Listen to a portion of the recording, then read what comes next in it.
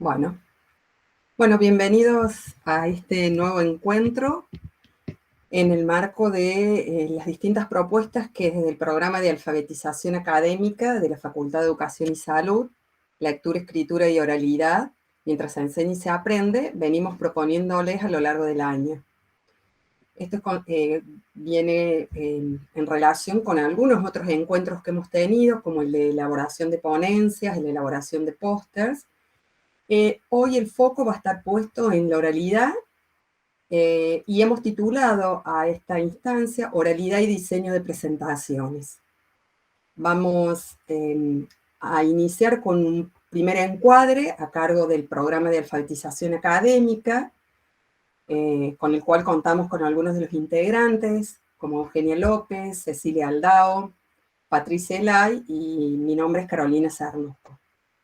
Y vamos a contar con invitados especiales, Natalia Bernardi, que ya nos ha acompañado en el encuentro de pósters, y lo hemos sumado en esta oportunidad a Daniel Silverman. Los voy a presentar a los dos para que un poco los conozcamos.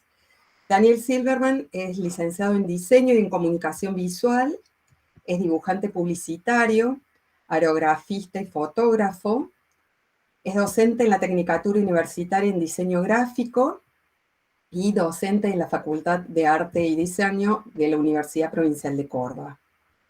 Natalia Bernardi, a la cual a lo mejor algunos por haber participado en el encuentro de póster la conocen, es magíster en procesos educativos mediados por tecnologías y es profesora y licenciada en artes y es docente en la Facultad de Arte y Diseño de la Universidad Provincial de Córdoba.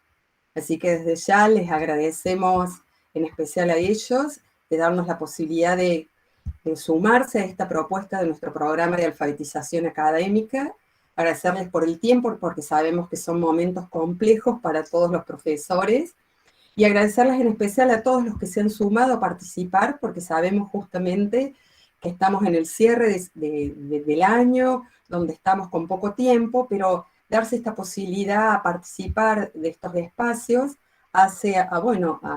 o pone de manifiesto esta actitud de seguir pensando, de seguir pensándonos como profesores, de seguir pensándonos como alumnos en el marco de estas propuestas en torno a las prácticas de alfabetización, las prácticas discursivas.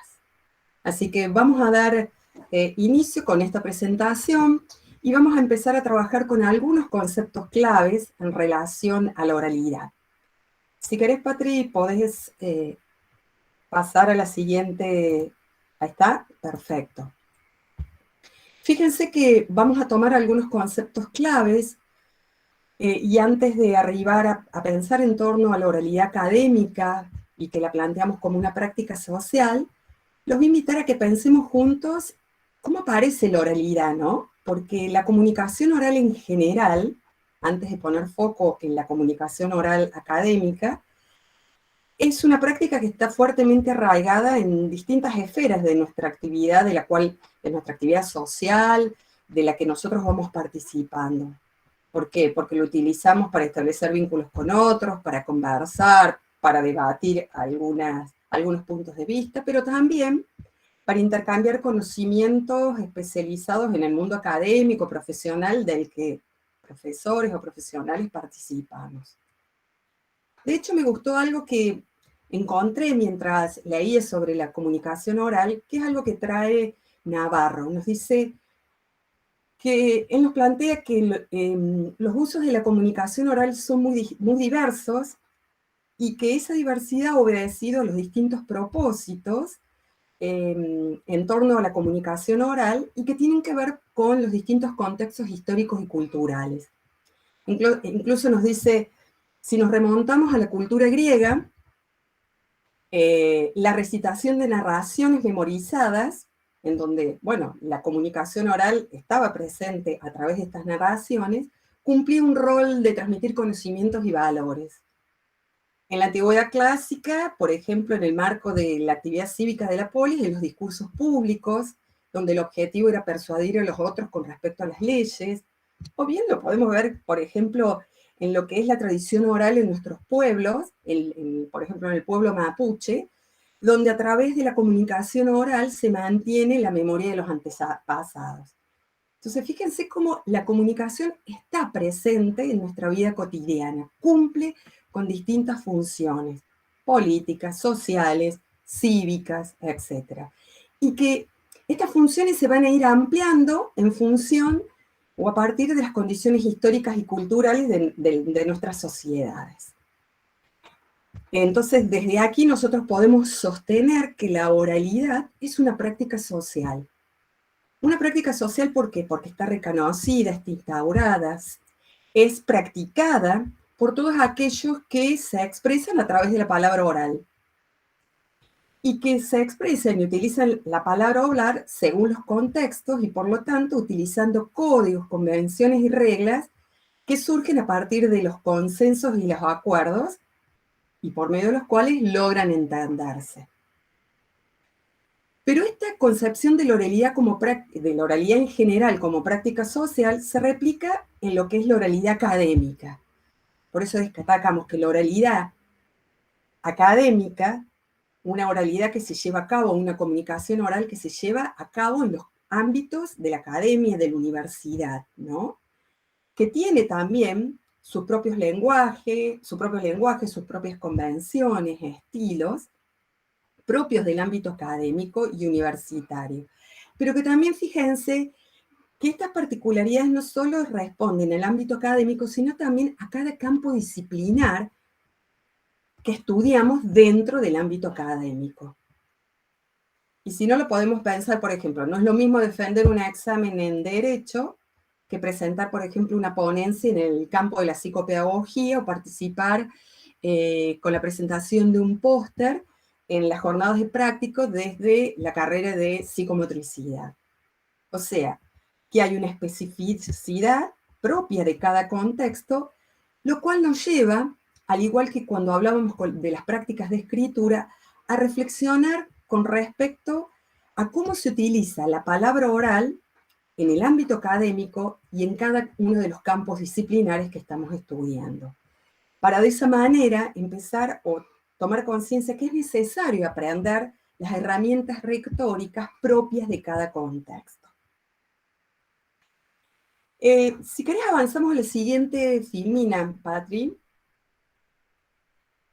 De esta manera vamos viendo que la oralidad, al igual que las prácticas de lectura y escritura con las cuales hemos venido trabajando en los distintos encuentros y a lo largo de estos años, y que hemos venido proponiendo desde el programa, son prácticas fundamentales y que cobran, en tanto prácticas discursivas y prácticas sociales, cobran un papel muy importante en el marco de la universidad porque nos permiten, o del marco de los estudios universitarios, porque nos permiten apropiarnos de los conocimientos, construirlos, divulgar ese conocimiento académico científico en las diferentes instancias en las que vamos participando. En el caso propiamente dicho de la oralidad académica, espacios o instancias que tienen que ver, y lo pensemos, exposición de trabajos prácticos, exámenes finales como los que vienen ahora, defensas de trabajos finales. En el caso de los profesores hemos venido participando y nos faltan algunos de participar en los concursos, donde presentamos nuestras propuestas, donde tratamos de defenderlas. La participación en eventos académicos como las jornadas de prácticas que vienen ahora. O sea que gran parte de la comunicación académica ocurre a través de la oralidad. Pero, ¿qué características asume o voy a ir planteando, y en esto van a continuar mis compañeras, es la oralidad académica que se lleva a cabo en contextos y en situaciones específicas? Y que en cada una de estas situaciones cumple con objetivos diferentes. Ya sea porque buscamos hablar, porque tratamos de conversar, porque tratamos de exponer un trabajo, porque relatamos una experiencia de la práctica, porque buscamos argumentar defendiendo nuestro trabajo final, porque buscamos legitimarnos a través de la defensa de nuestro trabajo o de nuestra propuesta en un concurso docente. Entonces vamos a ver que, al igual que decíamos que las prácticas de escritura tienen un objetivo, lo que yo escribo cumple con un objetivo de la comunicación. Y la comunicación oral también. tiene intenciones y objetivos particulares. Y eso nos lleva a pensar justamente una de estas características de la situación comunicativa académica, que es que la comunicación oral o esta comunicación académica oral no es espontánea. Y eso nos lleva rápidamente a reflexionar de que no es espontánea, en tanto lo cual nos permite pensar que entonces, al no ser espontánea como una simple conversación en el pasillo de la facultad, con un compañero en un café, con un colega, hace que pensemos que al no ser espontánea, nosotros tengamos que pensar que toda comunicación tiene que ser previamente organizada y planificada. Por ejemplo, para este encuentro, no es que de pronto se prendió la cámara y yo dije, bueno, voy a hablar a ver de lo que se me ocurre con respecto a lo que es la oralidad, sino que tuve que sentarme a leer, seleccionar materiales, armar un guión. Por eso, esta planificación previa o organización requiere de elaboración de un guión que actúe como GPS de mi exposición. Entonces, esto de que no es espontáneo requiere de planificación y organización, es intencionada, responde a ciertos objetivos. Y otra característica importante que la diferencia de la comunicación escrita, de las prácticas de escritura que hemos venido trabajando, es que esta comunicación se hace en un espacio y en un tiempo determinado, que es compartido por los interlocutores, como este espacio virtual en el que están ustedes escuchándome, yo expongo sobre el tema, y que ese espacio y ese tiempo es concreto, en el aquí y en el ahora. Por lo tanto, yo los voy viendo y a través de la mirada de ustedes, de los gestos, voy receptando y voy viendo algunos indicadores que me van diciendo si ustedes están tan entusiasmados como yo con la exposición o no. Si hay aburrimientos, si hay críticas, si hay aprobación, si hay incomprensión. Por eso, lo que posibilita la comunicación que se hace en el momento entre el que está hablando, como mi caso, y ustedes que están escuchando, lo que hace es que el expositor debe tener presente mucho a su oyente a fin de que podamos ir ajustando nuestro discurso de manera dinámica en función de lo que la audiencia me va mostrando y evidenciando. Por eso, si bien compartimos un espacio y un tiempo, como hemos puesto ahí, no necesariamente podemos compartir las actitudes y los significados. ¿Por qué? Porque por esto que yo les digo, yo estoy muy entusiasmada con la exposición, muy motivada, pero yo no sé si ustedes tienen el mismo nivel de motivación o entusiasmo que el que yo tengo en este momento. Entonces, con esto voy concluyendo para dar paso a mi compañera.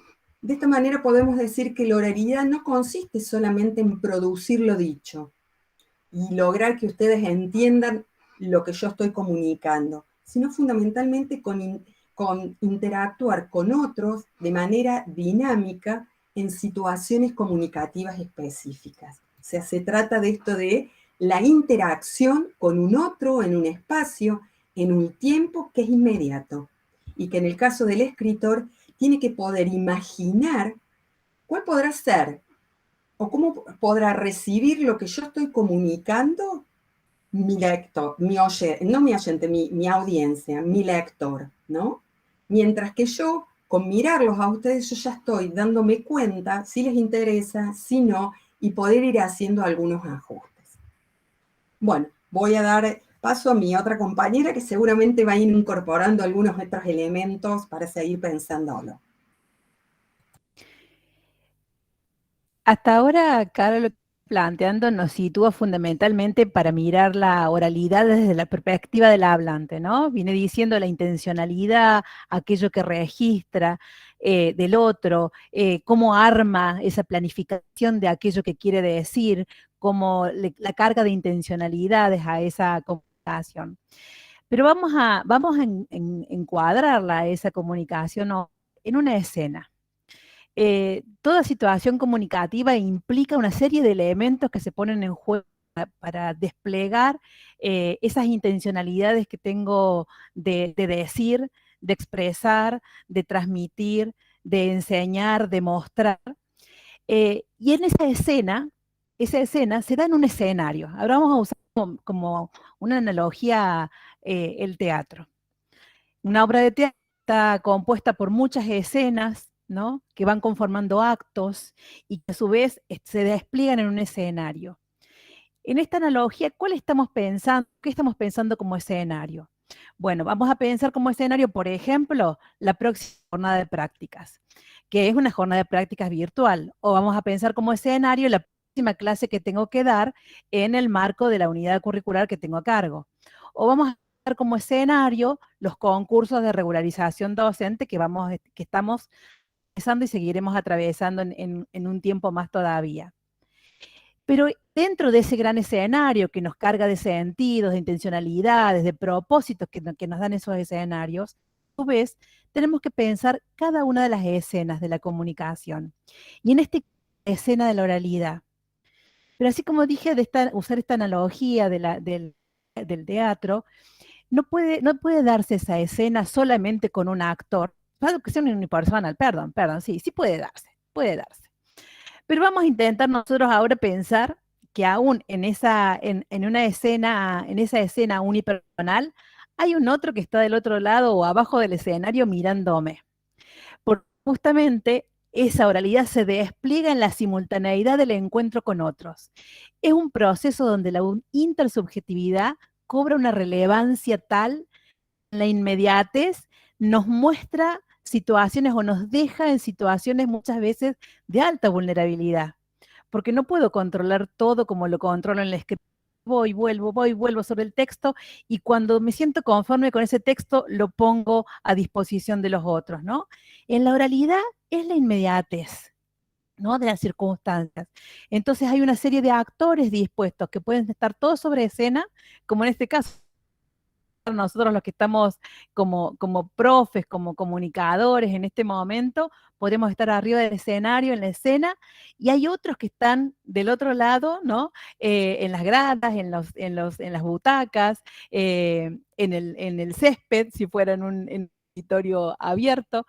eh, y en esta relación, además de que estamos dispuestos de una determinada manera en la escena, hay espacios, hay tiempos que se dan para que esta práctica tenga lugar, la práctica de la oralidad. Y cuando hablamos de esta relación entre dos o más, que se dan esta relación intersubjetiva, tenemos que pensar que estamos hablando de relaciones sociales, ¿no? Que quien escucha, quien dice y quien escucha son distintos sujetos y que están parados en distintas posiciones en el campo social, en el escenario, en la escena, y tienen distintas intencionalidades. La intención que nosotros tenemos al construir esta escena hoy es compartir algunos saberes y algunas preguntas para que ustedes puedan construir las presentaciones para la jornada de práctica, para el concurso, para lo que necesiten, ¿no? Pero a lo mejor las intenciones de ustedes distan de esto, ¿no? Quieren ver de qué se trata el programa de alfabetización académica, o quieren conocer a Natalia Bernardi, que ya le hemos hecho tanta prensa, y encima ahora se suma otro personaje de la FAD, y quieren saber qué onda con esta gente de la FAD, cómo interactúa lo que ellos proponen con nuestros lenguajes propios de nuestras disciplinas.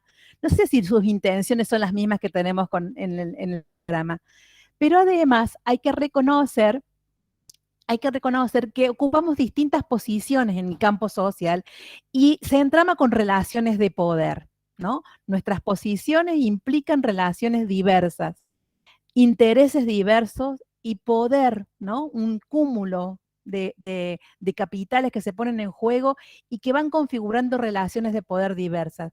Si nos pensamos como profes y estudiantes, ¿no? El profe, por la situación de asimetría, una posibilidad de construir, no está dado de por sí, ¿no? Tiene posibilidad de construir una posición de poder mayor que probablemente la que tenga el estudiante en esa misma escena, ¿no?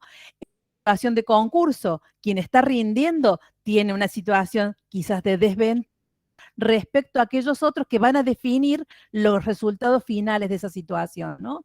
En una jornada, en un evento académico, el que sea, el enunciador, quien comunica desde la posición de saber, de dominar el contenido que quiere transmitir, está en una posición de mayor poder que el otro que está ahí escudriñando y tratando de hacer juego entre lo que propone con lo que el expositor, con lo que él mismo piensa, ¿no?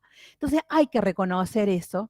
Hay que reconocer que entonces cómo se juegan, cómo se cruzan, cómo se interrelacionan, cómo son de interdependientes los sujetos, sus intenciones, sus disposiciones, ¿no?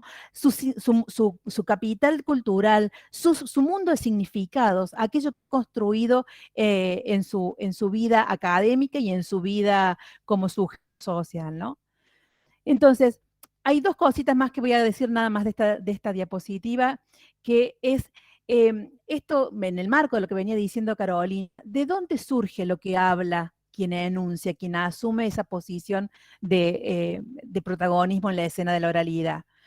Y en nuestro caso, lo que vamos a presentar, lo que estamos presentando hoy, surge de los pósteres, surge de las ponencias, surge de un guión conjetural o una planificación de la clase, del proyecto de cátedra que cada cual elaboró y presentó para concurso. Ahora, eso que ya se elaboró, que aparece en este caso, lo digo como texto escrito, ¿se puede traducir sin más en la oralidad? ¿Y es suficiente la voz, ¿no? El ejercicio de la voz y la gestualidad, se darán cuenta que yo con la gestualidad no puedo omitirla. ¿Pero es suficiente? ¿O requerimos de otros apoyos? Y justamente porque creemos en que hay apoyos que aseguran de alguna manera el éxito de los propósitos de la comunicación, es que vamos a trabajar con Natalia y Daniel, ¿no? Y en este caso podemos decir que hay apoyos que son invisibles para el público. ¿Cómo cuáles? El guión que se hizo de forma privada el expositor. O también las ponencias y los pósteres, en este caso, que son invisibles en la escena de la oralidad, pero están disponibles y pueden hacerse públicos cuando los miremos en un repositorio, cuando los leamos en una publicación digital. Y hay otros que son visibles de esos apoyos. ¿Cuál es? Una presentación de diapositivas que estamos usando en este momento. Para seguir desarmando esta escena y este juego de los actores y los elementos que entran en esta escena, sí, nos va a compartir algunos otros elementos.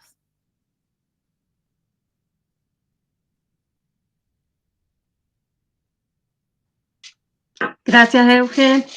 Bueno, Patri, pasamos a la filmina que sigue. Gracias. Bueno, cuando pensábamos en hacer visible estos elementos retóricos y a través también de la lectura que tuvimos en relación al eje que nos convoca ahora, no podíamos dejar de pensar en una mirada integral y el lugar del cuerpo. No podemos escindir a quien habla del cuerpo. Y en relación a esto es pensar a un cuerpo, nos dice Daniel Calmes, que está en disponibilidad. No es lo mismo poner el cuerpo cuando uno habla que disponerlo al cuerpo cuando uno habla.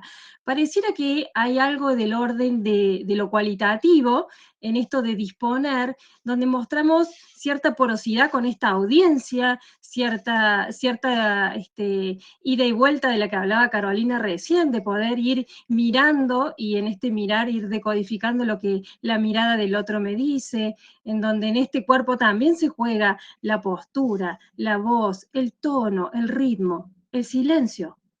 Yo hago pausa y con mi silencio algo digo. Yo me muevo en la escena y no sería lo mismo si yo me quedo quieta. Yo camino y también comunico. Es decir, que aparece el lenguaje hablado, aparece la comunicación no verbal, aparece todas estas manifestaciones en el cuerpo que también van a decir y van a hacer jugar algo de lo singular, algo de la emoción, lo que pasó por mi cuerpo.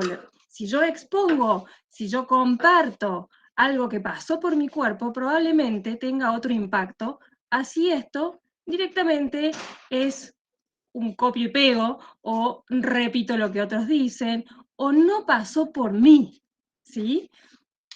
Entonces nos parecía como interesante recuperar esto que tiene que ver con la subjetividad, con lo singular que se juega. y que también va a provocar un efecto en el otro. También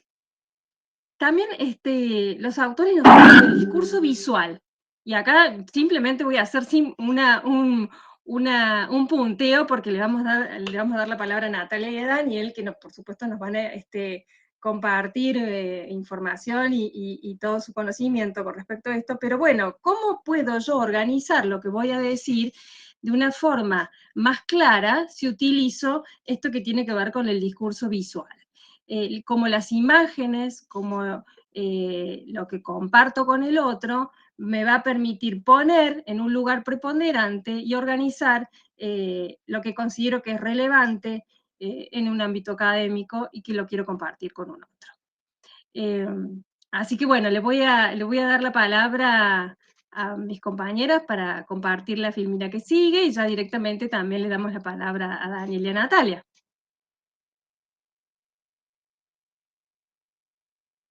Sí, Ceci, como este material va a estar disponible para ustedes, solamente de esta diapositiva que sigue, lo único que voy a hacer es que nos interesa mucho desde el programa, desde estos autores que les estamos compartiendo, que trabajan sobre la alfabetización académica, por lo tanto, cómo ingresan las prácticas discursivas en la universidad y en otros contextos formativos, es que hay una relación de interdependencia entre las prácticas discursivas y que la oralidad, de nuevo, académica, no es un proceso de habla espontánea. Esa la tenemos en el Cabred, en el patio o en el parque cuando nos vamos a tomar el colectivo.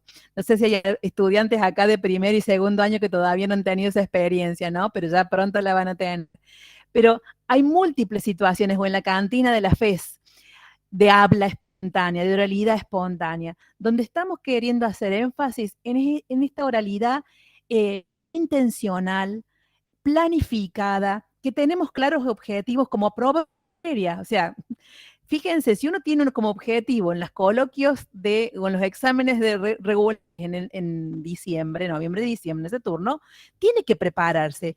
Pero el proceso, no sé si les ha pasado, a los que ya han pasado por situaciones de examen, no implica solamente leer la bibliografía y el programa, ¿no? Y saber qué sé o qué entiendo, sino que yo tengo que lograr que eso que sé le llegue con claridad al otro que me va a escuchar. Y entonces ese proceso es otro más, que no solamente basta, vuelvo a decir, la lectura, sino que hay que organizar la exposición oral. Hay que organizar ese momento de comunicación, porque le tengo que mostrar al profe que sé, que entendí.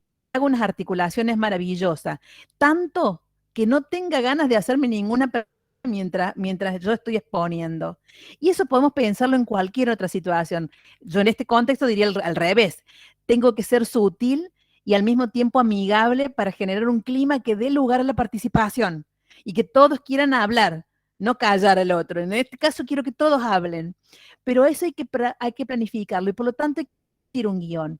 Y ese guión se va a traducir en otras escrituras y en otras producciones, en otras construcciones, como puede ser una presentación de diapositivas, un video, una otra cosa, un afiche, el uso del pizarrón cuando volvamos a la presencialidad. O no sé si han visto en pandemia muchos profes medio youtubers que se han construido incluso pizarrones en su casa, entonces con un dispositivo, el celular tomado de una forma para que no le dé vuelta el pizarrón, lo ponen, ¿no? Y arman el pizarrón en casa. Bueno, es porque esos apoyos son necesarios, particularmente si pensamos en la audiencia. O sea, este recurso que vamos a usar, estas apoyaturas, construcciones para que el otro capte aquellos sentidos que intento transmitir. Si no, el de la oralidad cae por su propio peso y mis palabras que se despliegan en ese momento de la simultaneidad se perderán, ¿no? Así que pasamos a la siguiente. Asimismo, tener en cuenta, dice Micaela, el tiempo. Ay, perdón, que se me fue. Se me fue. Exposición que muchas veces se determina en un examen oral. Para eso el guión me parece fundamental. Que además es tu club de fans, Natalia, te voy avisando, ¿no? Sí. Y solamente les muestro, pero no tiene ninguna intencionalidad como ni de leerlo ni desarrollarlo, pero acá estas recomendaciones para armar esa escena de la oralidad que hablábamos antes son de Sánchez Upegui, uno de los tantos textos, pasa nomás, Patri, por favor, que están disponibles en el aula virtual 8011 del programa, en una carpeta específica sobre oralidad académica, junto a estos otros textos que hemos utilizado hoy para armar esta presentación. Así que bueno, ahí los van a encontrar, esperamos dejarlos con ganas de la búsqueda, y ahora sí, Natalia, Daniel, vamos a ver cómo construimos esa apoyatura en la presentación de diapositivas. Bueno, entonces vamos a tomar la posta después de tantos tips útiles, sobre todo para quienes venimos del campo de la comunicación visual. Entonces, todas estas herramientas que nos han provisto nos enriquecen y vamos a ver en nuestra exposición que hay muchos puentes, muchos puntos de contacto en relación al material que hemos traído. Así que, si les parece bien, Nati, bueno, empiezo con el puntapié inicial, que es una actividad. No me van a dejar trabajar a mí solo únicamente, vamos a trabajar entre todos. Esto que decían las profes, ¿no? De ser un espacio de interacción, donde no haya una sola persona que trae la verdad revelada, ni mucho menos. Entonces, bien, vamos a empezar y les propongo esto. Y ustedes me dicen, por favor, si recuerdan alguna presentación que por algún motivo, y me especifican, por favor, cuál fue ese motivo, no les haya gustado, no les cerró, les resultó insuficiente, una mala presentación, entre comillas. A ver, ¿qué características tenían?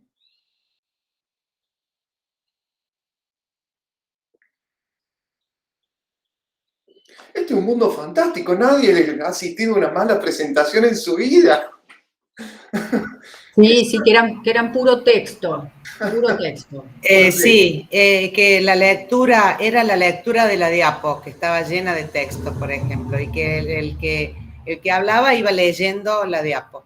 Esa para mí no era buena presentación. Bien.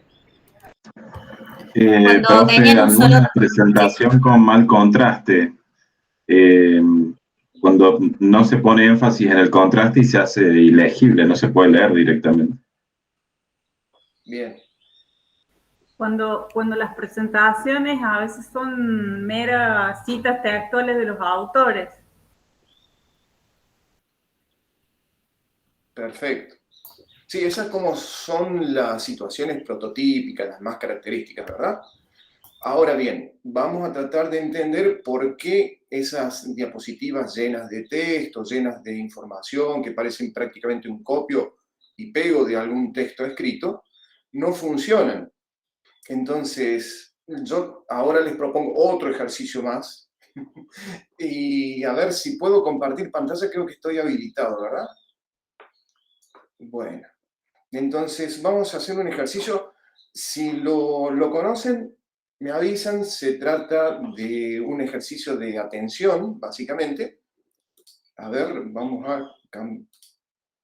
Déjenme que comparta mi pantallita. A ver.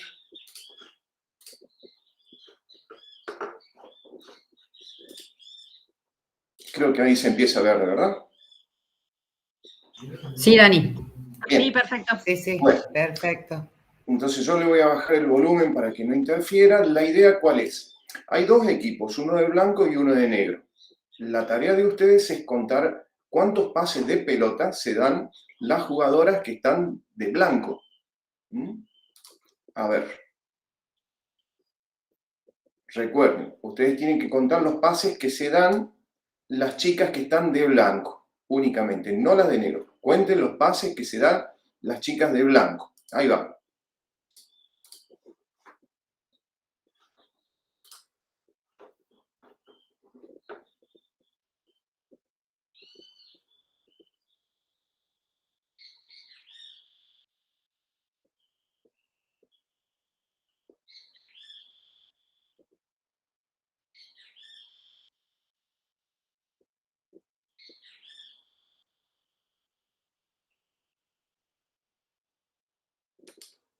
Bien, ¿cuántos pases contaron?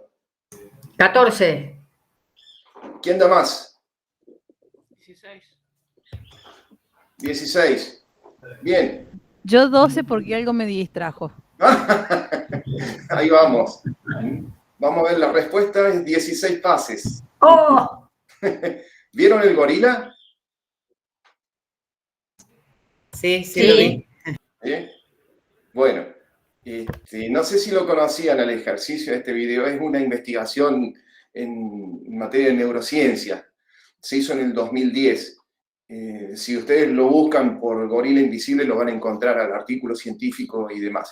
Pero más o menos quien conoce ya de este ejercicio o alguna de sus formas, para esa gente, bueno, el 50% ve el gorila, el resto no ve el gorila. Pero además otra cosa, ¿vieron que se fue una de las jugadoras y que además el cortinado del fondo cambió de color? ¿A eso lo alcanzaron a ver? No, no. ¿No? No. Lo que vamos a hacer entonces No, no. es El rebobinar. cortinado del fondo sí, pero que una se fue de las chicas no. Ahí lo vemos, ahí rebobinamos y vemos. Cortinado rojo. Entra el gorila y se va la chica de la derecha. Y finalmente el gorila pasa y el cortinado cambia a amarillo dorado. Bien. Bueno. En el chat, Daniel, dice, algunos están aportando que sí vieron la chica que se fue, lo de la jugadora sí, no lo del cortinado, y también hubo números como 15, 12, 12, 15, 15, 13 en los pases, 16, 2 con 16. Bien. Bueno, ¿qué tendrá que ver esto con las presentaciones? Se estarán preguntando ya a esta altura, me imagino. Bueno, tiene que ver con esta situación que explica muy bien la neurociencia, lo pueden googlear en muchos artículos científicos al respecto, en el sentido de que, aunque parezca irreal, no somos capaces de la multitarea. Es decir, como seres humanos no podemos prestar atención a dos situaciones demandantes al mismo tiempo. Podemos caminar y respirar al mismo tiempo, pero cuando se trata de prestar atención, ahí no somos capaces de destinar los mismos recursos cerebrales al mismo tiempo a esas dos situaciones. Y esto tiene que ver y explica, subyace, está en el fondo de por qué esas diapositivas cargadas de texto, de imágenes, de cuadritos y flechitas no funcionan. Porque o tratamos de entender qué es lo que nos están mostrando en esa diapositiva tan compleja o tan llena de texto, o tratamos de atender a lo que está exponiendo en términos de oralidad, como se refería mi compañera hace un rato, qué es lo que nos está diciendo ese ponente. Pero no podemos prestar atención a las dos situaciones al mismo tiempo, no por lo menos de una manera eficiente. O le prestamos más atención a una y se la restamos a otra o viceversa. Ese es el problema de este tipo de presentaciones. Entonces, bien, voy a compartir, ahora sí, ya entro en situación, en lo que ocurre ya con este tipo de presentaciones. A ver, comparto toda mi pantalla. Y acá les pierdo, así que solamente me puedo comunicar con ustedes por vía oral, ¿no? Pierdo el chat. Es el problema que pasa con este tipo de diapositivas, ¿sí? Y prestamos atención al discurso visual o al discurso oral, pero no de manera eficiente a los dos al mismo tiempo. Entonces, además, hay otros problemas y es un poco lo que ya han estado citando mis compañeras, quienes me precedieron en la palabra. Si todo está en la pantalla, ¿para qué se necesita un presentador? Yo leo desde ahí y además ese presentador que estamos viendo parece inseguro, es como que no se preparó, no sabe su texto. Otra cosa es la velocidad de lectura. Cuando el presentador que estamos viendo está explicando el título, como audiencia ya hemos leído toda la diapositiva. Nos adelantamos. Entonces ya perdemos expectativa porque sabemos qué es lo que viene. Nos desconectamos. Eso siempre y cuando estemos a una distancia tal que nos permita leer ese cuerpo tan pequeñito de la pantalla, ¿no? la cuestión de la legibilidad que también citaron ustedes hace un momento. Entonces, hay varias situaciones problemáticas con este tipo de diapositiva. No, esto es lo que desaconsejamos con Natalia, y es justamente lo que han señalado también algunas de ustedes. Una presentadora que lee de la pantalla, le da la espalda a la audiencia, y básicamente lo que proponemos es esta otra situación. Una presentador, quien sea un ponente, que nos mire a los ojos, que nos explique la información que tiene para brindarnos y que use sus diapositivas como un complemento visual de su oralidad. Entonces, bien, vamos con esto fue una introducción básicamente de la situación problemática, vamos con la primera parte, la segunda está Natalia para explicarla, que es la de la preparación y que tiene asociada esta palabra, este concepto que es la moderación en la preparación. ¿Por qué? Porque básicamente, como decían en el chat, hay un tiempo acotado para hacer nuestra presentación y no podemos explicarlo ni decirlo absolutamente todo. Entonces nos tenemos que moderar en cuanto al contenido. Primero que nada, y un poco lo que hablaban recién mis compañeras, que es necesario traducir, hay que hacer una traducción. La presentación es un género comunicacional distinto del de el artículo científico, la ponencia para el congreso, el blog o distintos textos que tengamos preparados, el trabajo final, por ejemplo. Esto básicamente no es una diapositiva de una buena presentación, es básicamente la proyección de un Excel. Y así como una presentación no es proyectar un Excel ni proyectar un Word, podemos decir que una presentación como género comunicacional distinto tiene sus particularidades. Y esas diapositivas, aprovechando esta situación de que ya tenemos redactado un TFL, un trabajo final de licenciatura, un artículo científico, una ponencia, ahí es donde ponemos justamente toda la carga de datos, toda la información que nos permita profundizar, y en la diapositiva, como la que estamos viendo en la parte superior a la derecha, ponemos la información esencial. Toda la carga la destinamos al texto que estará publicado en algún medio, en línea o impreso, pero toda la carga profunda de datos y el desarrollo va ahí. La presentación como género comunicacional específico va a estar basada en diapositivas más bien simples, visualmente despojadas. Lo esencial, básicamente, es lograr que ese mensaje que yo quiero comunicar llegue, cause el efecto que quiero que cause, no cualquiera, y que sea recordado. Les propongo ahora, ¿se acuerdan de esta película? Es medio viejita ya, Armagedón, del 98. ¿Alguien la recuerda? ¿Sabe de qué se trata? De acción. No me acuerdo, yo la he visto. Pero... Una catástrofe. Es una catástrofe, exactamente, como dice la Nati. Es una catástrofe y vamos a ver cómo se explica esa catástrofe. A ver, déjenme que les comparta. Yo acá me voy a silenciar para que mi audio no interfiera, ¿sí? Me quedo callado un rato, no aburro tanto.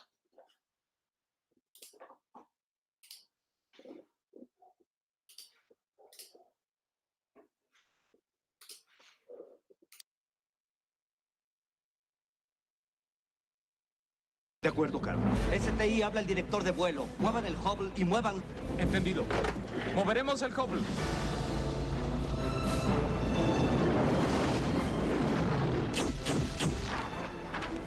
Es enorme. Esta es la anomalía en 1643. Aquí está la anomalía en 1648. Aquí está la anomalía en 1700. Ya es suficiente de anomalías. ¿Qué es esa cosa? Es un asteroide, señor. ¿De qué tamaño es? Nuestro mejor cálculo es de 1357. ¿Es del tamaño de Texas, señor presidente? Sí, señor. ¿Y no vimos a esa cosa venir? Nuestro presupuesto para prevenir colisiones es de $1 millón. Eso nos permite rastrear el 3% del cielo y con todo respeto, el cielo es enorme. ¿Y los de esta mañana? Ah, eso no fue nada. Eran como pelotas de básquetbol y autos compactos, cosas así. ¿Y eso chocará con nosotros? Es lo que estamos investigando, señor. ¿De qué tipo de daño hablamos? ¿Daño? Total, señor. Es lo que llamamos asesino global. El fin de la humanidad. No importa dónde caiga, nada sobreviviría, ni siquiera las bacterias. Oh, Dios. ¿Qué vamos a hacer?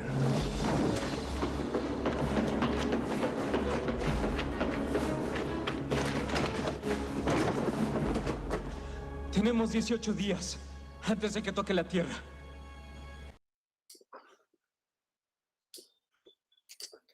Bien. Bueno, a ver, vamos a analizar un poquito esto. ¿Qué problema había con el primer presentador? El que hablaba de las anomalías y le estaba hablando supuestamente al presidente de la nación. ¿Cuál era el problema ahí?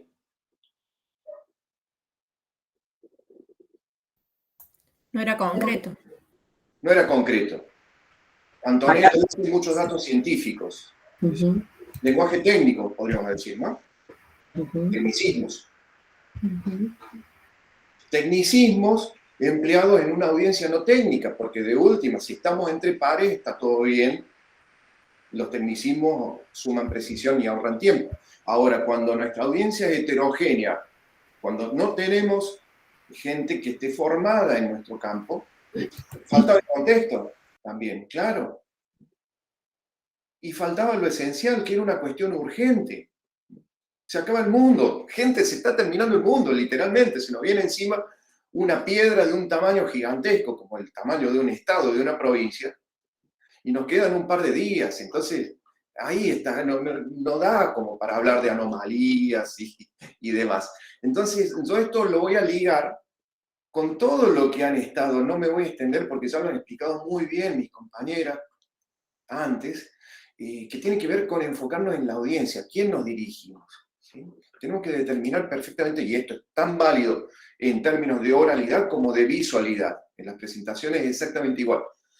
Tenemos que conocer y ponernos los zapatos de nuestra audiencia y preguntarnos, tratar de indagar, a ver cuánto conocen del tema que vamos a exponer, cuáles son sus expectativas, para qué les vamos a transmitir esa información. Fundamentalmente, como pusieron acá en el chat hace un rato, como decía Mica justamente, que está participando acá en el chat, tenemos que determinar, bueno, cuánto dura esa exposición para no pasarnos. Consejo. Nadie se va a quejar si terminamos la exposición unos 5 minutos antes. Los problemas vienen cuando nos pasamos. Entonces, mejor, si nos dan 40 minutos para exponer, los terminamos en 35. Y dejamos un margencito por si surgen más dudas de las que preveíamos, o si no, se corta ahí y todo el mundo feliz y contento porque realmente se cumplieron las expectativas y demás, ¿no? Bien, eso fundamental, el término de determinar quién es nuestra audiencia y, bueno, sus características para poder comunicar, para poder llegar. Después, idea central, fundamental, determinar cuál es la idea central de aquello que vamos a exponer. Como género específico, la presentación, que está basada en la síntesis, que no es un texto escrito que yo puedo releer las veces que quiera, es necesario que detectemos cuál es nuestra idea central. ¿Cuál es la idea central? Conceptualmente, esa que no se puede olvidar la audiencia. Se puede olvidar de cualquier otra cosa, menos de ese concepto que es medular, que es el núcleo. Tarea difícil. Pero la vamos a complicar más todavía, porque además tenemos que explicarle a la audiencia por qué es importante esa idea central. Pero no para nosotros, como decían también ustedes, para esa gente que vino a escucharnos y que está asistiendo a nuestra exposición. Entonces, primero, sintetizar la idea central. Segundo, explicar su importancia para la audiencia. Y tercero, y quizás lo más difícil, expresarla en 40 segundos o menos.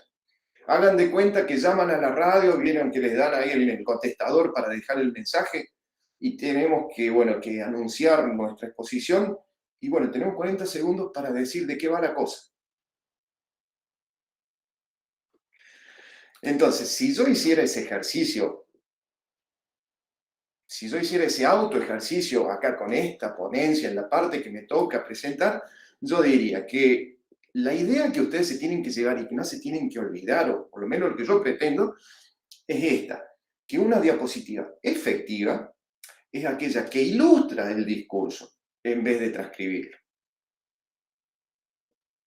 Diapositiva efectiva es la que ilustra el discurso en vez de transcribirlo. Listo, así de simple. Esta es la idea central. Esto es lo que no quiero que se olviden, básicamente. Una vez que yo ya tengo mi idea central, identifico las ideas secundarias, que son las que van a apoyar a esa idea medular, y después, como decían ustedes, también le damos una estructura, le damos un guión, básicamente. ¿Qué es lo que recomendamos con Natalia? En términos de comunicación visual y diseño, es muy útil utilizar los post-it. ¿Los conocen a los post-it? Claro.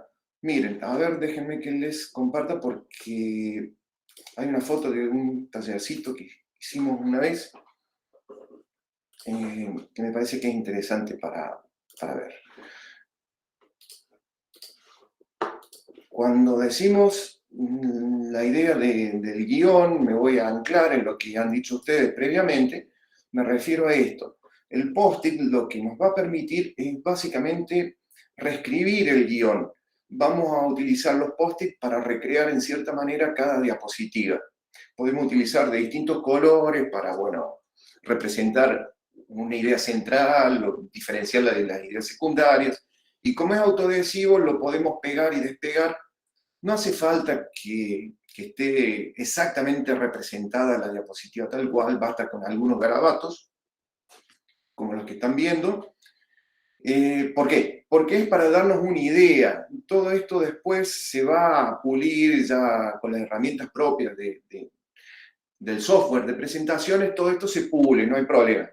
Pero en esta etapa que estamos explorando ideas, con unos bocetos muy simples, alcanza y sobra. Ante la duda, cuando estamos armando el guión y en aras justamente de la síntesis, no pasando el tiempo, hay que recortar. Si no estamos muy seguros de incluir o no cierta diapositiva, es mejor excluirla, dejarla fuera. Y con el texto lo mismo. Ahora bien, está bien, ya sé, me van a decir, sí, entendimos, hay que recortar el texto, pero ¿cómo hacemos? Bien. ¿Cómo hacemos con una diapositiva como esta, por ejemplo? En la que, bueno, nosotros decimos, a ver, no me cierra porque hay mucho texto. Bueno, podemos empezar por subrayar, por detectar aquellos conceptos que son fundamentales y aislarlos. Y acá ya tendríamos una buena diapositiva bastante sintética, pero podemos ir un poquito más allá. ¿Por qué? Porque cuando estamos explicando el tema de la pendiente, la audiencia se nos adelanta leyendo y sabe qué es lo que viene después, la media seguridad, el disfrute y demás. Entonces no queremos que ocurra eso, no queremos que se nos adelante. Queremos mantener la expectativa por lo que vamos a explicar después. Entonces, de nuevo, la idea es ilustrar el concepto, ilustrar el discurso y no transcribirlo. ¿Cómo hacemos? Tenemos dos vías. Primero, podemos utilizar varias diapositivas para descomponer ese listadito. Podemos mostrar cada ítem en una diapositiva. Entonces, explico el tema del equilibrio, lo desarrollo, se agotó, recién ahí hago aparecer la siguiente diapositiva con el ítem número 2, y así sucesivamente con todos los demás. Esta es una vía. Utilizo una diapositiva por cada ítem. La otra vía es, en una misma diapositiva, ir desgranando una idea, pero a la vez, no al mismo tiempo. Porque si lo muestro todo al mismo tiempo, la gente se aburre porque sabe lo que viene. Lee más rápido lo que explico. Entonces, ¿cómo hago? En esa situación yo me puedo apoyar en las animaciones. Entonces, desarrollo el primer ítem, lo agoté, paso al segundo. Desarrollé el segundo, recién ahí, con la animación, hago aparecer el tercero. Y de esa manera yo voy manejando la cadencia, voy manejando el ritmo discursivo. Ahora bien, es muy probable que ustedes sepan mejor que yo, porque bueno, están mucho más en la docencia, en la formación pedagógica y demás, que la atención decae cada 15, 20 minutos. Entonces la tenemos que volver a enganchar, la tenemos que volver a pescar. Y para eso podemos utilizar algunos anzuelitos, por ejemplo el de los videos. Para romper la monotonía de una voz que está explicando siempre más o menos con el mismo tono, podemos incluir un video cada 15, 20 minutos y de esa manera, ¡boom!, cortamos la monotonía, recuperamos la atención.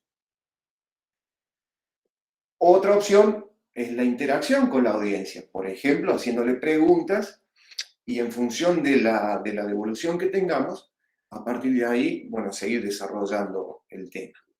Pero ya esa interacción ya es un quiebre en la monotonía.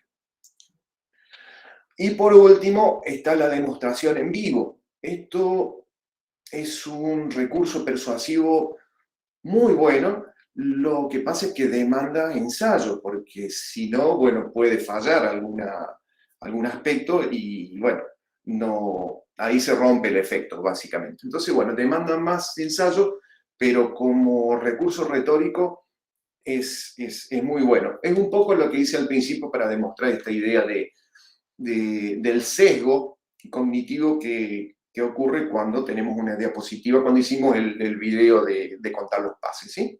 Ese es un tipo de demostración.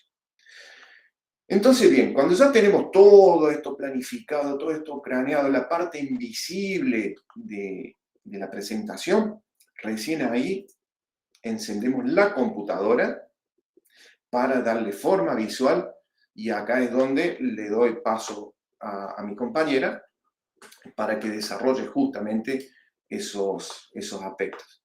Así que, Nati. Bien, vamos a pasar a esta cuestión más visual, a ver qué cosas tenemos que tener en cuenta, qué cosas nos van a ayudar. Teniendo, nuevamente insistimos, con esta idea de que una presentación es un complemento de la oralidad. Muchas veces como docente, y lo pienso, hago mea culpa, a veces armamos una presentación para que sirva como material didáctico. Bueno, eso es otra cosa.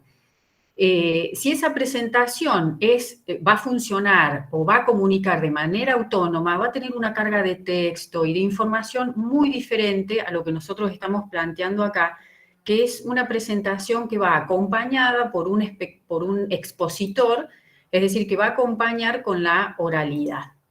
Entonces, vamos a retomar algunos principios generales para las presentaciones que lo hemos visto, lo hemos planteado también cuando hablamos de los póster. Un diseño tiene que ser simple. Esta es nuestra meca, esto es a lo que tenemos que llegar, esto es lo que tenemos que lograr.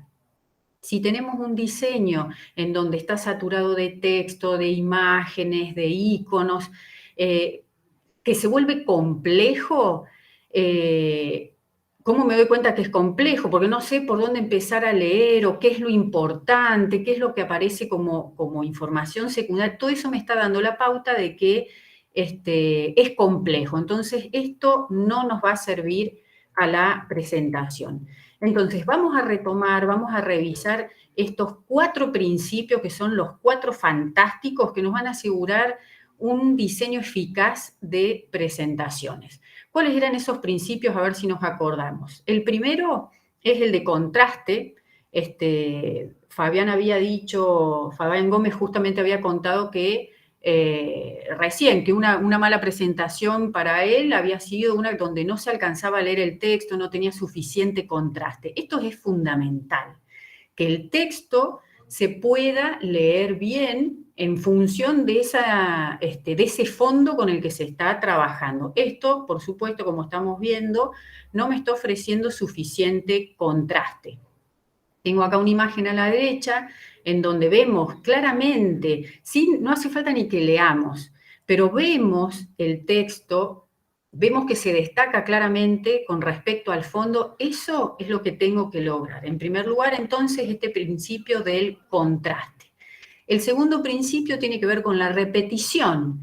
La repetición la vamos a ver cuando, por ejemplo, trabajamos en Canva, tenemos unas plantillas. Esas plantillas ya me aseguran esta cuestión de la repetición. ¿Qué es lo que se repite? Por ejemplo, observamos, se repite esta superficie cromática celeste, el color naranja, se repite la misma tipografía, el mismo tipo de imagen. Entonces, estas características de repetición aseguran la unidad sistémica de todas estas diapositivas que yo las estoy armando una por una, pero tengo que presentarlas como una unidad. Si yo trabajo en PowerPoint, por ejemplo, desde esta solapa de diseño aparecen los diferentes temas. Estos temas me garantizan, me abre esta otra ventana que me dan las diferentes posibilidades dentro, también son como plantillas dentro de ese mismo tema. Si ninguno de estos me gusta, sabemos o no, no sé, pero les comento, más temas en Microsoft Office, y ahí en línea puedo buscar de internet otras plantillas que me puedan llegar a interesar más de las que aparecen por defecto en el programa. Tercer principio, la alineación. ¿Se acuerdan de esto o no? ¿Se acuerdan que lo vimos? ¿Qué era lo de la alineación? Ya se olvidaron de todo. ¿No? ¿Nadie se acuerda? Que estuvieran en una relación, en una cuadrícula imaginaria, que estuvieran ubicadas las piezas o los elementos de la pieza gráfica en una misma línea, distribuidos, ¿no? Muy bien, Eugenia, excelente. Espero que no hayan hablado por timidez, no porque no se estén acordando. La cuestión de alinear no es para generar una imagen estructurada, sino que es la alineación conecta y ordena. Entonces, para poder alinear, podemos usar estas dos estrategias, las grillas o bien las líneas guías. Acá vamos a mostrarles algún ejemplo. Una retícula o una grilla es esta división de toda la página a partir de estos cuadros. En este caso, que es una retícula de 6x6. Que la uso, por ejemplo, si me acuerdo el ejemplo de las primeras plantillas que les mostré, me sirve para ubicar esta superficie cromática de color celeste. Y yo después, esta que tenemos acá, y después utilizo las líneas guías para ir armando diapositiva tras diapositivas la alineación y la organización de estos elementos. El último principio del diseño para asegurarnos la simplicidad es la proximidad. La proximidad tiene que ver con esta relación o la asociación del texto con la imagen que está acompañando. Acá en la imagen de la izquierda vemos primero que está fuera de línea, está desalineado, pero además tengo estos textos acá que no sé si este texto refiere a esta imagen o refiere a esta. Entonces, una buena ayuda entre la proximidad y la alineación para generar una imagen más clara. Visualmente yo interpreto, agrupo, asocio ese texto con la imagen que corresponde. Esto pasa mucho con los epígrafes. Cuando yo escribo un epígrafe refiriéndome a una imagen, fíjense en esta imagen de la izquierda, ¿qué pasa? Y no sé, me dice Soledad. ¿Soledad es la imagen de la derecha o es la imagen que está arriba? Entonces, esta confusión no nos está ayudando a la simplicidad, a la legibilidad, a la lectura más inmediata en nuestra presentación. Acá a la derecha tenemos una posible ayuda que tiene que ver con esto de aproximar y alinear. Entonces acá yo, sin leer, me doy cuenta que este texto está referido a esta imagen, este texto a esta y viceversa. Viceversa no, y acá a continuación lo mismo. Y las imágenes, yo las recorto, o en este sentido, fíjense que tengo acá la imagen completa y acá hice el recorte para que se acomodara a este formato más vertical, lo mismo con esta. Entonces, esta cuestión de recortar las imágenes, no sé si lo dominan o lo manejan, pero dentro del PowerPoint, cuando yo hago clic en una imagen, aparece esta solapa que dice formato, me vengo acá a recortar y aparecen estas indicaciones que si yo las corro, no agranda o achica la imagen, sino que la recorta. Entonces este es un recurso muy útil cuando quiero que mi imagen ocupe determinado espacio o que tenga determinada forma.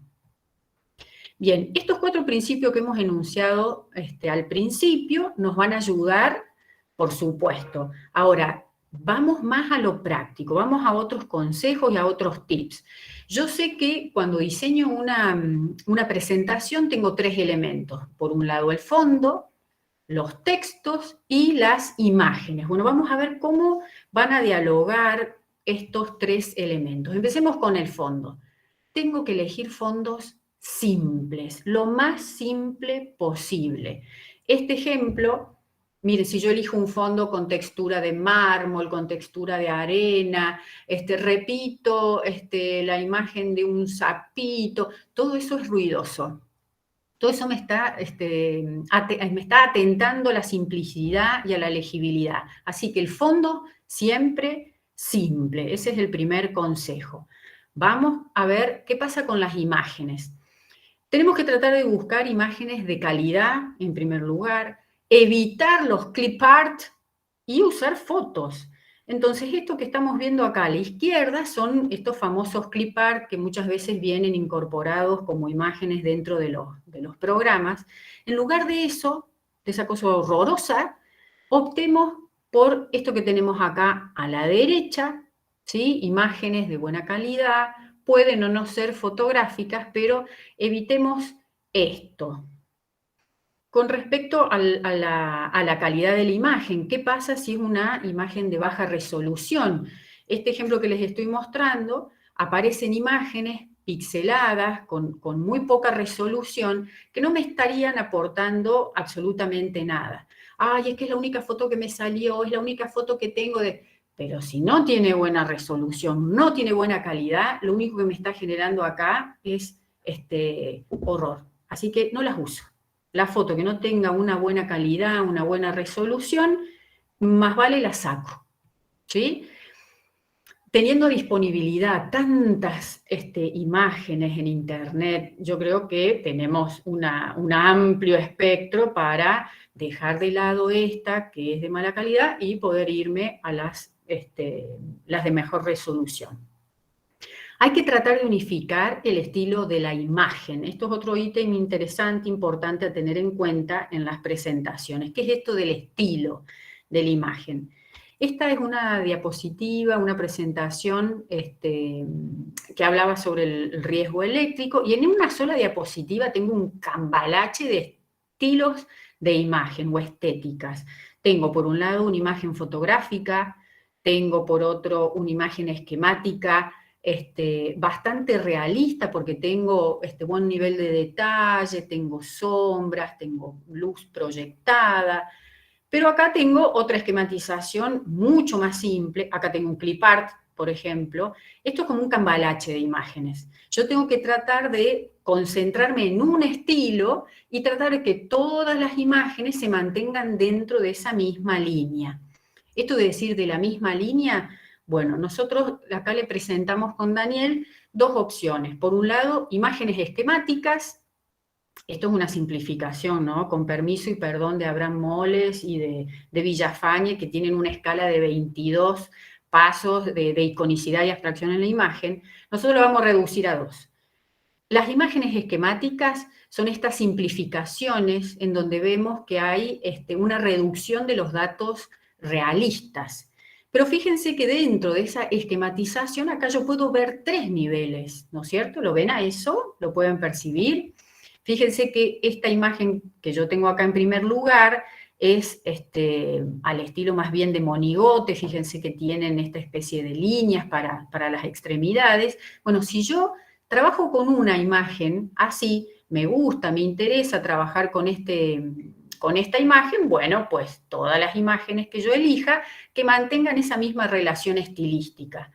Esta segunda tiene un poco más de detalle, pero igualmente mantiene la planimetría. Fíjense que tengo un color plano para cada una de las partes, sigue siendo caricaturesco, fíjense que la proporción de la cabeza y el cuerpo no es la que corresponde a lo real, entonces me manejaré con imágenes que sean de ese estilo. Esta última esquematización, si bien tiene bastante acercamiento a lo real, no lo es, pero vemos que tiene, por ejemplo, más proyección de sombras, de luces, hay alusión a la volumetría.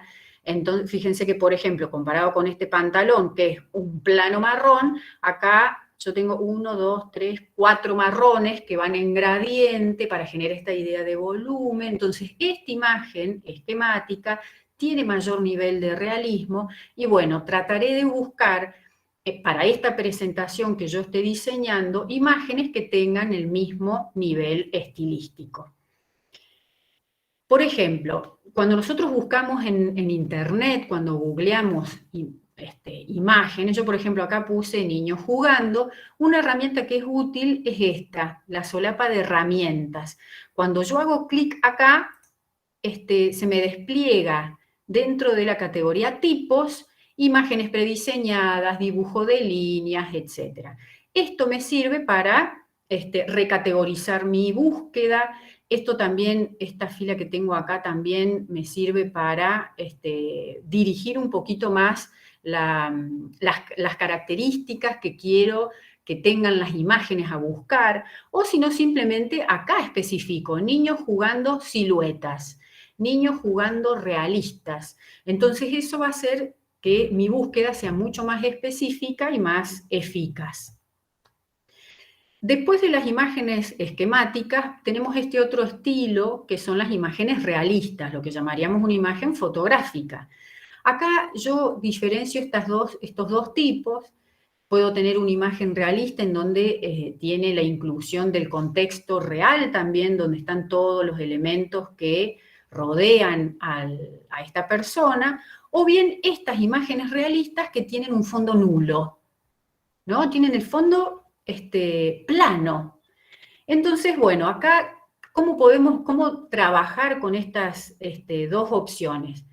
Por ejemplo, cuando tengo imágenes sin fondo, que eso también lo puedo googlear así, imagen, niños jugando sin fondo. En este caso, esta imagen tenía un fondo blanco, plano, aprovecho una diapositiva en blanco y esto hace que la imagen se integre a la diapositiva, ¿sí? Esto es interesante, ¿no? Si tuviera un fondo negro, trabajo el fondo negro de la diapositiva para que se pueda integrar mejor. Si tengo por el contrario una imagen en donde aparece todo el contorno, es una buena estrategia utilizar las fotos al corte, o como decimos los diseñadores, a sangre. Es decir, que la imagen ocupe todo el tamaño de la diapositiva y ubico el texto arriba.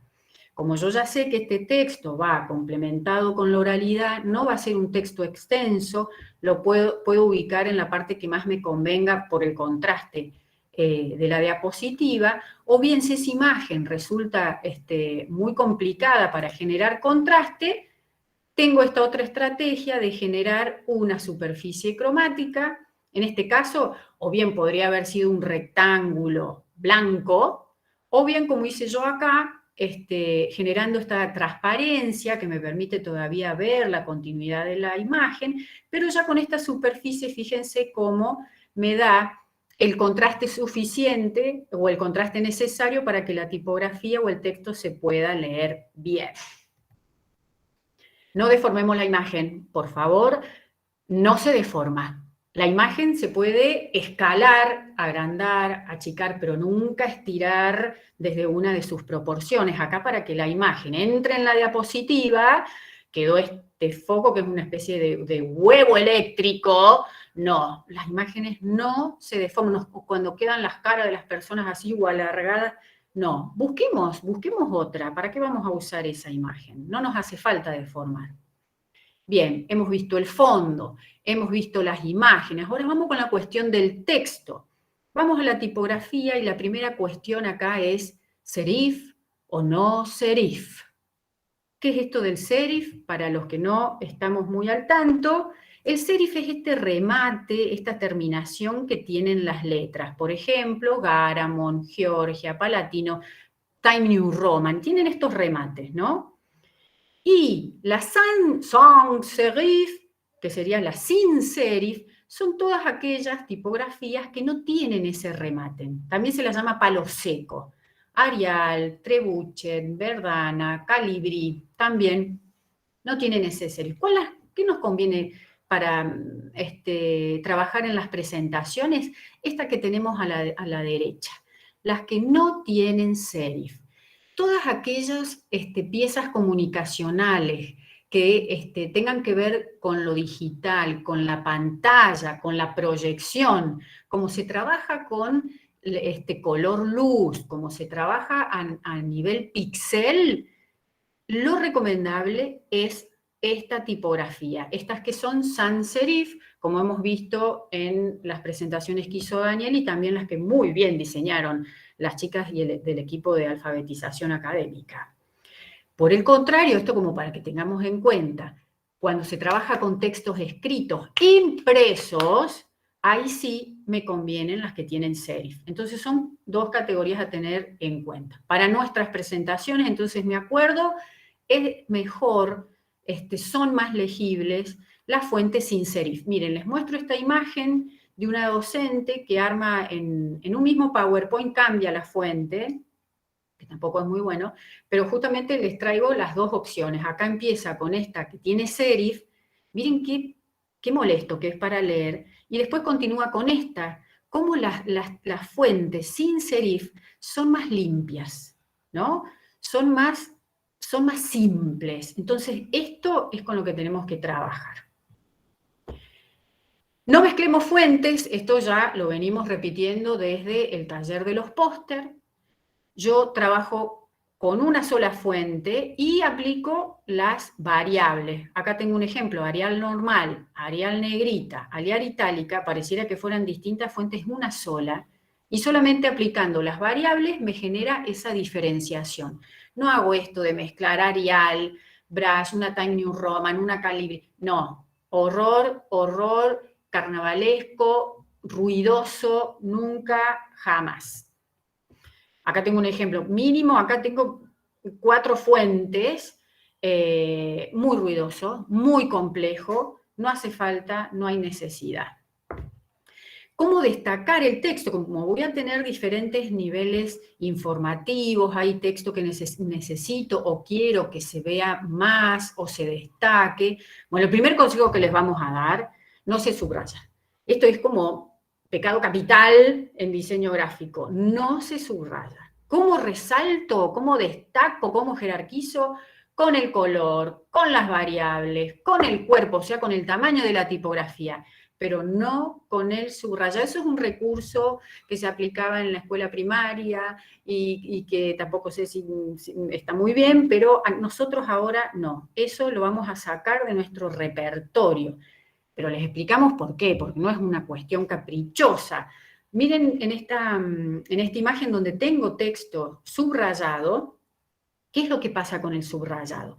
El subrayado es un filete. Esta línea que yo tengo acá es un signo tipográfico miscelánea que se llama filete. Es una línea. La línea, cuando subraya, corta la letra. Corta aquellas letras que tienen rasgos descendentes, la G, la P, la G, la J, perdón, la Q, que tienen esos rasgos que descienden, son atravesados por esa línea y esa irrupción es la que genera problemas a la legibilidad. Fíjense cómo se genera acá esa especie de pastrocho en la cola de la G que baja, me está arruinando la claridad en la lectura de la palabra. No se usa, por lo tanto, el subrayado. Habiendo tantos otros recursos, ¿por qué? ¿Para qué vamos a usar el subrayado? No, de ningún modo. Espero que haya quedado claro. Vamos a un pequeño consejo con respecto al cuerpo, al tamaño de la tipografía. Acá les vamos a dar como una especie de parámetros relativos, ¿no? Pero nos sirve bastante. Acá la tipografía está puesta en los puntos que referencian. Por ejemplo, el título, 80 puntos. Yo acá pongo autores, pero puede ser el subtítulo. Acá sigue encabezado, pero pueden ser las subcategorías. Eso dependiendo cómo esté estructurado el texto. Pero sí se pone de manifiesto el nivel jerárquico o los distintos niveles informativos. El cuerpo del texto va con 28 puntos, y todo lo que es pie de página, leyenda, eso que siempre va abajo, 20 puntos. Ahora, ¿por qué hablamos de relatividad con respecto a esta orientación en el tamaño? Y porque miren, esta tipografía es Trebuchet, esta es Mulboran, y fíjense que 80 puntos en una y en otra son muy diferentes. Entonces, si yo usara esta fuente, no tendría que darle 80, tendría que darle 90 o 100 para que tenga un tamaño más visible. Entonces estos son parámetros como para que los tengamos en cuenta, pero siempre va a depender de la fuente que utilicemos en el texto. Con respecto al color, ya sabemos que no hay que abusar de la paleta cromática. Les muestro, por ejemplo, acá, estas son 2 diapositivas de una misma presentación, y cómo el abusar del recurso cromático, de la cantidad, trae este problema de que rompe la unidad sistémica. Parece que fueran 2 diapositivas de presentaciones distintas. Cambio el color, cambio la tipografía, lo único que mantiene es este marco, ¿no?, de doble línea, pero no me ayuda a lograr esta idea de sistema o de unidad. Si me cuesta encontrar paleta cromática o cómo armar una paleta cromática, bueno, hay muchas herramientas en la web que me van a ayudar bastante. Una de estas es el Adobe Color o Color de Adobe, donde tengo acá diferentes opciones a partir de la teoría de ítem, de complementarios, análogos, tríadas, etcétera, que me van a ayudar a armar paletas cromáticas. Desde acá yo puedo modificar el color. Otra herramienta interesante que aparece en este programa es la extracción de color de una imagen. Yo, por ejemplo, esta imagen que es principal o que considero importante dentro de mi presentación, la tomo como referencia y este programa extrae los colores, ¿no? Me extrae 5 o me extrae 3, eso lo determino yo. Toco, ¿no es cierto?, cada uno de los colores que predominan en la imagen y me genera una paleta cromática. Entonces, de esta forma, yo, por ejemplo, puedo trabajar en mi presentación y me mantengo dentro de una misma línea cromática. Son como opciones interesantes para tener en cuenta. Les nombro algunas otras herramientas en línea: Color Supply, esta otra que es Paleton. Básicamente todas trabajan de la misma forma. Uno genera un usuario y tiene la posibilidad de usar paletas que ya están diseñadas, o yo puedo armar una. Colors, este es otro, con algunas opciones.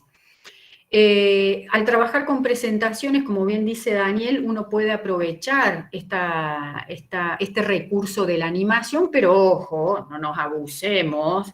Esto de que empieza la presentación, van 2 diapositivas y se cierran, se abre, se bajan, se abre un cuadrado, salen persianas. No, seamos moderados, no abusemos del recurso de la animación. No saturemos la imagen, esto que ya venimos hablando, esta cuestión de la simplicidad, lo vamos teniendo claro. Estas son simplemente imágenes a modo gráfico, qué diferente se ve una y otra. Yo creo que todos vamos a elegir la imagen de la derecha como una buena presentación o como una buena diapositiva, porque tiene que ver con esa simplicidad, con dejar espacio, con dejar márgenes y no saturar toda la hoja. Esto que es una diapositiva, se los aseguro, espantoso. Esta idea volvemos a retomar de que una presentación, complemento de la oralidad, no requiere que aparezca todo el texto completo en una diapositiva, no tiene sentido, pero en cambio si yo reduzco esa información, lo traduzco o lo apoyo con la imagen, se vuelve mucho más atractiva y mucho más eficaz. Entonces, en síntesis, vamos a diseñar diapositivas sencillas, esa va a ser nuestra fortaleza. Así que, hasta acá llegamos, muchas gracias.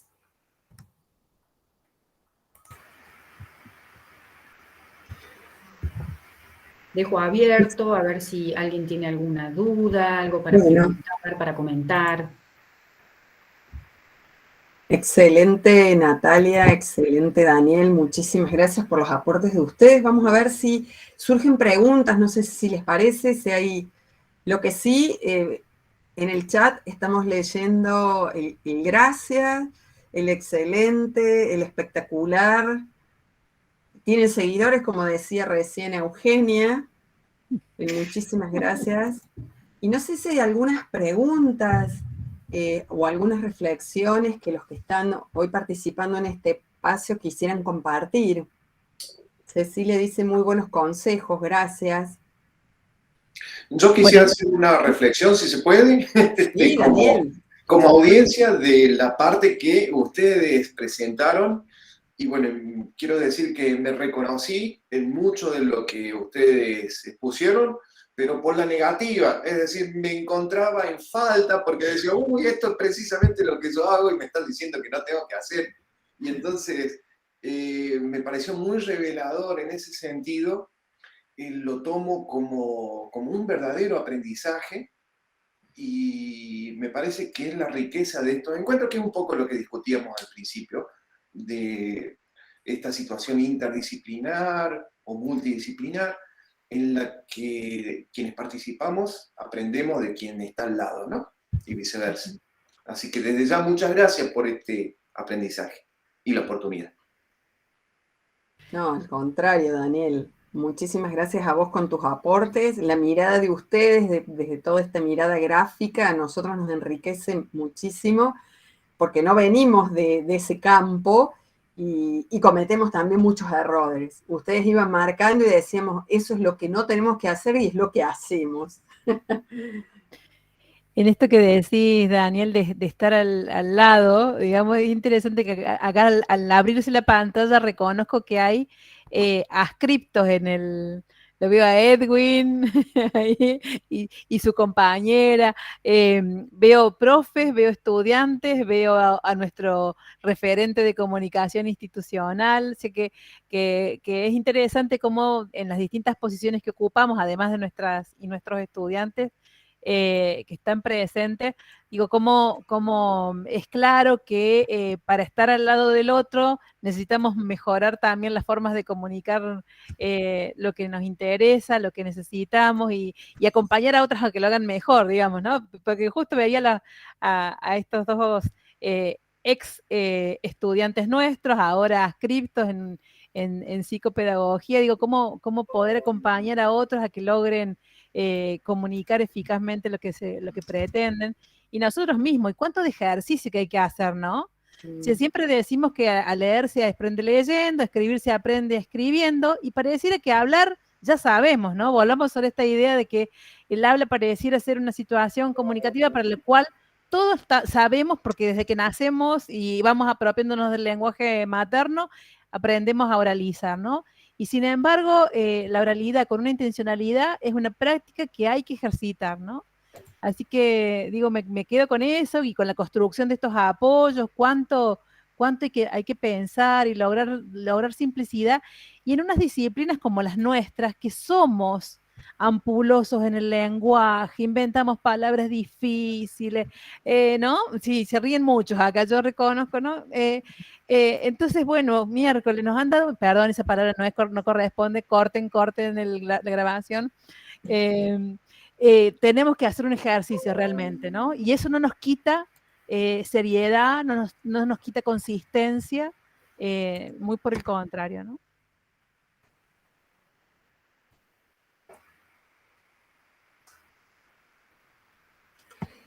Bueno, yo no sé si hay alguien más que quiera compartir o con esto vamos dando cierre, no sé qué les parece Yo quería consultarle a los oradores. Hola.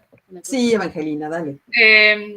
Nada, pensaba en esto de las apoyaturas gráficas en cuanto a imágenes y pensando, digamos, en los tiempos que corren en cuanto a los memes, ¿qué consideran, digamos? No sé si en el ámbito científico, yo por ahí en trabajos prácticos lo he usado mucho porque siento que descontractura un poco y llama la atención en cuanto a los temas que se están hablando, cosas, pero bueno, ¿qué piensan, digamos, del uso de memes adecuadamente, digamos, en el ámbito académico y demás cosas?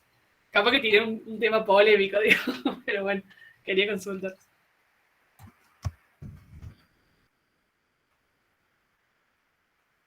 No sé. Bueno, a mí los memes me encantan.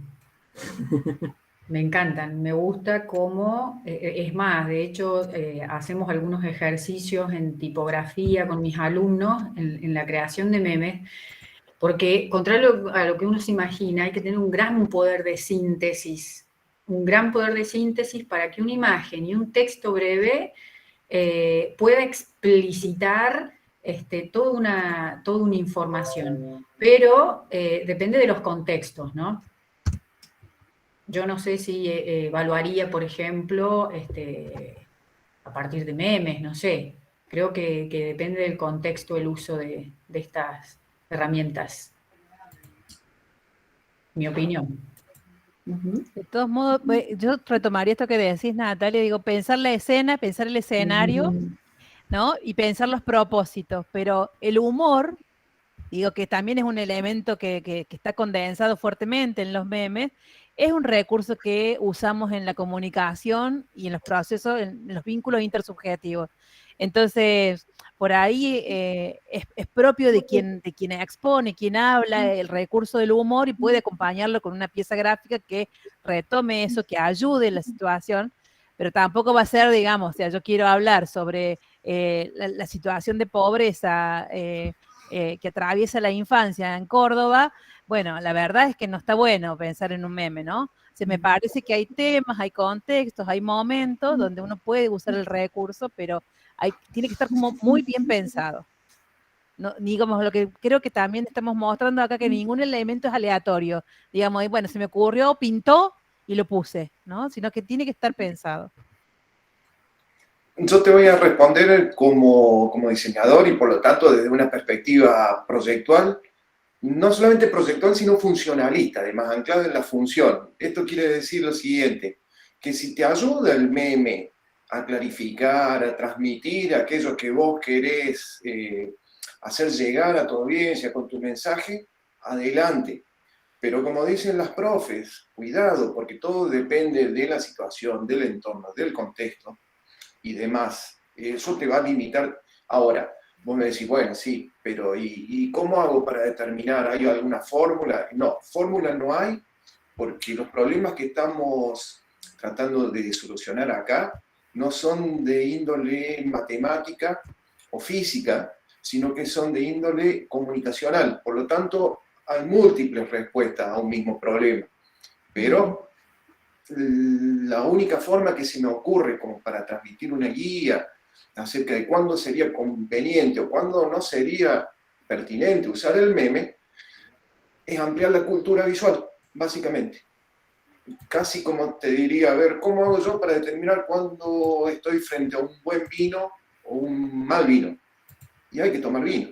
hay que pulir el paladar, no hay otra. Bueno, en este caso se trata de cultura visual.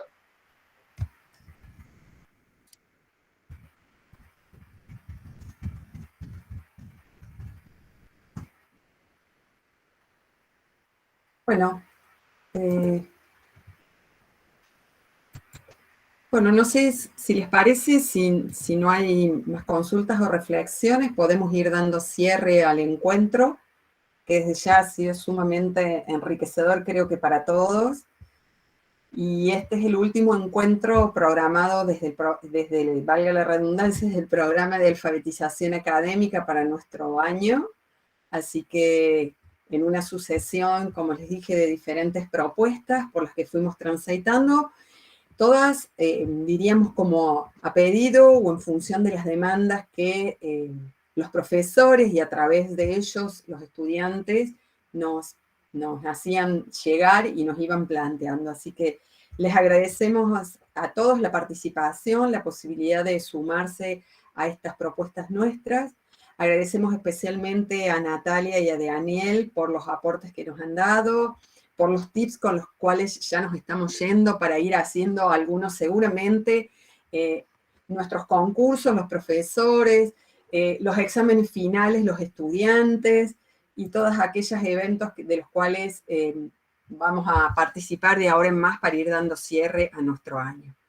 Así que bueno, recuerden que les hemos puesto allí de la posibilidad de llenar el formulario de asistencia, que más arriba está el enlace, de manera que tengamos, bueno, sepamos quiénes son los que han podido participar. Ahí les hemos puesto nuevamente el enlace y sepan que desde el aula del programa de alfabetización académica van a poder acceder a todo, a las grabaciones y a todos los recursos con los cuales, los cuales hemos estado utilizando en cada uno de estos encuentros, ponencias, pósters y la oralidad. Así que muchísimas gracias a todos y seguramente que habrá mayores propuestas o más amplias en relación a algunas de estas temáticas que hemos abordado este año, pensando ya para el año que viene. Muchísimas gracias a todos. Y creo que Natalia y Daniel van a ser número puesto para el año 2022, ¿no es cierto? No te va a salir muy caro, Eugenia, eso. Sí, sí, bueno. Hacemos una juntadita. Bueno, muchas gracias. Hasta otra oportunidad. Adiós.